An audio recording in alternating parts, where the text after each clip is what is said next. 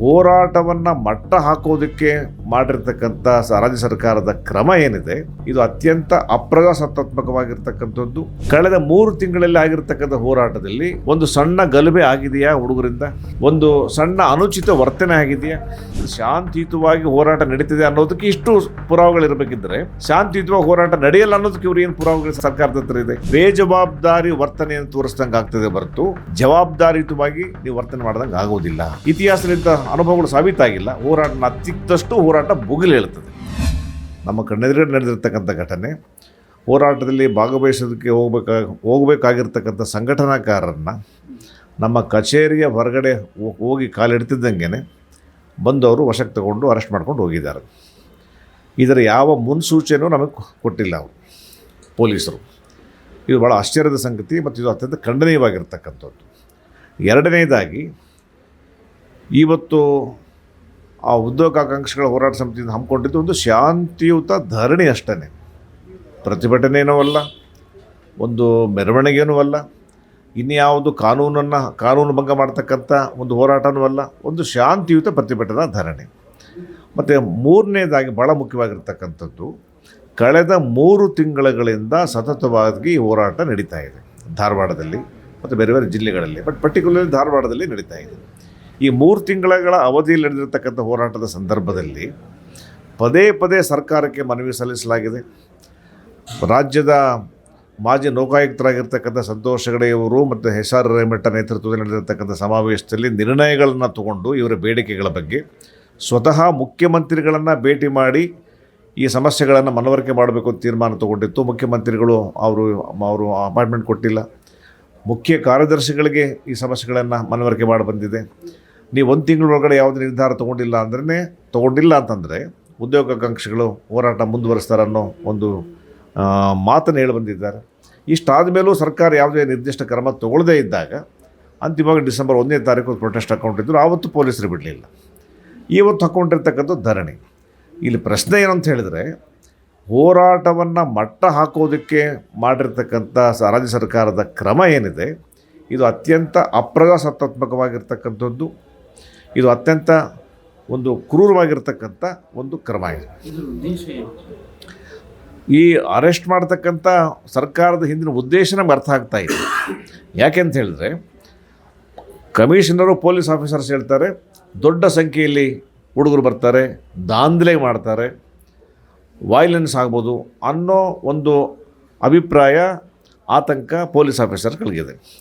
ನಾನು ಅವ್ರು ಕೇಳ್ತಕ್ಕಂಥ ಪ್ರಶ್ನೆ, ಉದ್ಯೋಗಾಕಾಂಕ್ಷಿಗಳ ಹೋರಾಟ ಸಮಿತಿಯ ಹೋರಾಟವನ್ನು ನಾನು ಹತ್ತಿರದಿಂದ ನೋಡ್ತಾ ಇದ್ದೀನಿ. ನಾನು ಕಳೆದ 3 ತಿಂಗಳಲ್ಲಿ ಆಗಿರ್ತಕ್ಕಂಥ ಹೋರಾಟದಲ್ಲಿ ಒಂದು ಸಣ್ಣ ಗಲಭೆ ಆಗಿದೆಯಾ ಹುಡುಗರಿಂದ, ಒಂದು ಸಣ್ಣ ಅನುಚಿತ ವರ್ತನೆ ಆಗಿದೆಯಾ, ಒಂದು ಸಣ್ಣ ಪ್ರಮಾಣದಲ್ಲಿ ಯಾವುದೋ ವೈಲೆನ್ಸ್ ಆಗಿದೆಯಾ, ಯಾವುದೂ ಆಗಿಲ್ಲದೆ ಇರತಕ್ಕಂಥ ಒಂದು ಉದಾಹರಣೆಗಳಿರಬೇಕಿದ್ರೆ ಇವರು ವೈಲೆನ್ಸ್ ಆಗಿಬಿಡುತ್ತೆ ಅಂತ ಇಮ್ಯಾಜಿನ್ ಮಾಡ್ಕೊಂಡ್ರೆ ಹಾಗೆ, ಊಹಿಸ್ಕೊಂಡ್ರಂಗೆ, ಇದು ಮೊದಲನೇ ಪ್ರಶ್ನೆ.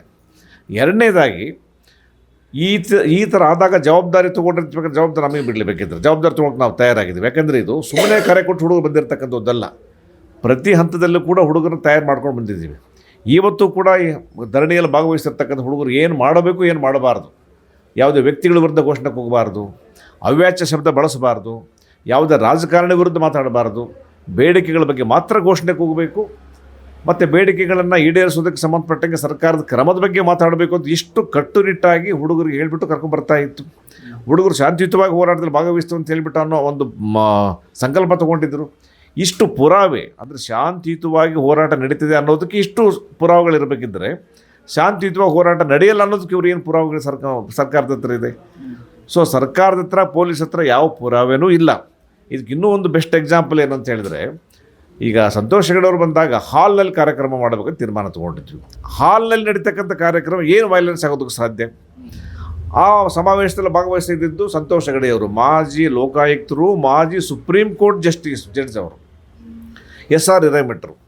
ಇವ್ರಿಗೇನಾದರೂ ಕ್ರಿಮಿನಲ್ ಆ್ಯಕ್ಟಿವಿಟಿ ಮಾಡಿರ್ತಕ್ಕಂಥ ಹಿನ್ನೆಲೆ ಇದೆಯಾ ಸಂತೋಷ್ ಹೆಗಡೆಯವರಿಗಾಗಲಿ ಹಿರೇಮಠರಿಗಾಗಲಿ? ಆವತ್ತೇ ಪೊಲೀಸ್ ಅಧಿಕಾರಿಗಳು ಬಂದುಬಿಟ್ಟು ತಾವು ಕ್ಷಮೆ ಕೇಳ್ಕೊಂಡ್ರು, ಇಲ್ಲ ನಮಗೆ ಮಾಹಿತಿ ಇದ್ದಿಲ್ಲ, ಅದಕ್ಕೆ ನಾವು ಇದಕ್ಕೆ ಹಾಲಿಗೆ ಪರ್ಮಿಷನ್ ಕೊಡಲಿಲ್ಲ ಅಂತ. ಆವತ್ತು ನಾನಿದ್ದೆ, ಪೊಲೀಸ್ ಆಫೀಸರ್ಗಳು ತರಾಟೆ ತೊಗೊಂಡ್ರೆ, ಯಾವ ಮಾಹಿತಿ ಇದ್ದಿಲ್ಲ, 1 ವಾರದಿಂದ ಹೇಳಿತ್ತು ಅಂತ ಕ್ಷಮೆ ಕೇಳಿದ್ರು ಅವತ್ತು.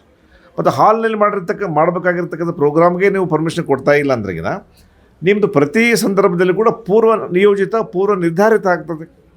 ಇವತ್ತಿನ ಧರಣಿಗೆ ಪರ್ಮಿಷನ್ ಬೇಕು, ನಾವು ಮಾಡ್ತಾಯಿದ್ದೀವಿ ಅಂತ 8 ದಿನಗಳ ಕೆಳಗಡೆ ಅವರು ಪತ್ರ ಕೊಟ್ಟಿದ್ದಾರೆ. ಅವರು ಕೆಲವೊಂದು ಪ್ರಶ್ನೆಗಳು ಕೇಳಿದರು. ಆ ಪ್ರಶ್ನೆಗಳಿಗೆ ಸಮರ್ಪಕ ಉತ್ತರ ತೊಗೊಂಡು ಪತ್ರ ಕೊಡೋಕ್ಕೆ ಹೋದರೆ ಪತ್ರನ ನೋಡಿಲ್ಲ. ಅವರು ಪತ್ರ ಕೊಡೋದಕ್ಕಿಂತ ಮುಂಚೆನೇ ಅನುಮತಿ ನಿರಾಕರಿಸಲಾಗಿದ್ದನ್ನು ಪತ್ರ ಕೈ ಕೊಟ್ಟಿದ್ದಾರೆ. ಅಂದರೆ ಅರ್ಥ ಇದಕ್ಕೆ ಪರ್ಮಿಷನ್ ಕೊಡಬಾರ್ದು ಅಂತ ಪೂರ್ವ ನಿರ್ಧಾರಿತ ಆಗಿದೆ.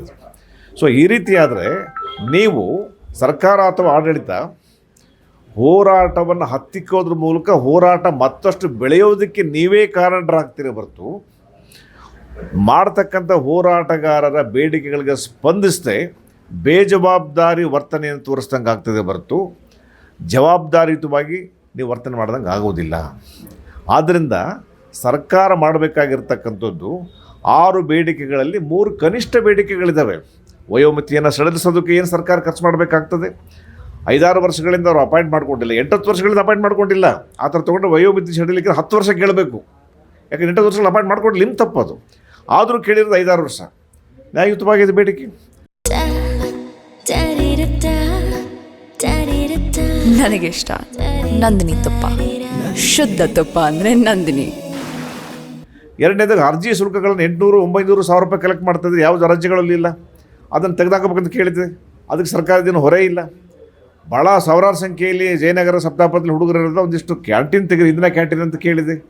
ಅದು ನಿಮ್ಮ ರೆಗ್ಯುಲರ್ ಪ್ರಾಸೆಸ್ಸು. ಈ 3 ಬೇಡಿಕೆಗಳನ್ನು ಈಡೇರಿಸೋದಕ್ಕೆ ಸರ್ಕಾರದ ಬಡ್ಜೆಟಲ್ಲಿ ಏನು ಖರ್ಚಾಗುತ್ತೆ? ಕನಿಷ್ಠ 3 ಬೇಡಿಕೆಗಳನ್ನ ಈಡೇರಿಸಿಬಿಟ್ಟು ಉಳಿದ ಸಮಸ್ಯೆಗಳನ್ನು ಸಾಲ್ವ್ ಮಾಡೋದಕ್ಕೆ ಒಂದಿಷ್ಟು ಟೈಮ್ ಕೊಡ್ರಿ ಅಂತ ಕೇಳಿದರೆ ಒಂದಿಷ್ಟು ಸರ್ಕಾರ ಒಂದು ಪ್ರಾಮಾಣಿಕವಾಗಿ ಪ್ರಯತ್ನ ಮಾಡ್ತದೆ ಅನ್ನೋ ಭರವಸೆ ಅಥವಾ ಒಂದು ಸರ್ಕಾರದ ನಂಬಿಕೆ ಆದರೆ ಬರ್ತಾಯಿತ್ತು. ಯಾವ ಕ್ರಮವನ್ನೂ ತಗೊಳ್ದಂಗೆ ನೀವು ಹೋರಾಟ ಬೇಡ ಅಂತ ಹೋರಾಟಕ್ಕೆ ಹತ್ತಿಕ್ಕಿದ್ರೆ ಯಾವತ್ತಾದ್ರೂ ಹೋರಾಟ ನಿಲ್ಲಿಸೋದಕ್ಕಾಗ್ತದ? ಇತಿಹಾಸದಿಂದ ಅನುಭವಗಳು ಸಾಬೀತಾಗಿಲ್ಲ. ಹೋರಾಟನ ಹತ್ತಿಕ್ಕದಷ್ಟು ಹೋರಾಟ ಬುಗಿಲು ಹೇಳ್ತದೆ.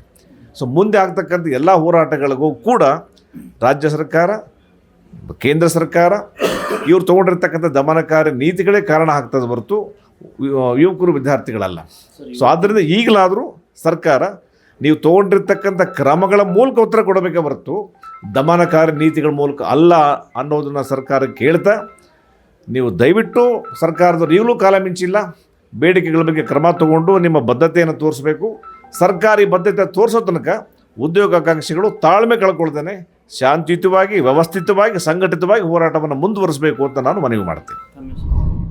ಮತ್ತಷ್ಟು ವಿಶೇಷ ವಿಡಿಯೋಗಳನ್ನು ನೋಡಲು ಮತ್ತು ಹೊಸ ವಿಡಿಯೋಗಳ ಬಗ್ಗೆ ತಿಳಿಯಲು ಈ ದಿನ .com ಯೂಟ್ಯೂಬ್ ಚಾನೆಲ್ ಸಬ್ಸ್ಕ್ರೈಬ್ ಮಾಡಿ ಮತ್ತು ಬೆಲ್ ಐಕಾನ್ ಕ್ಲಿಕ್ ಮಾಡಿ.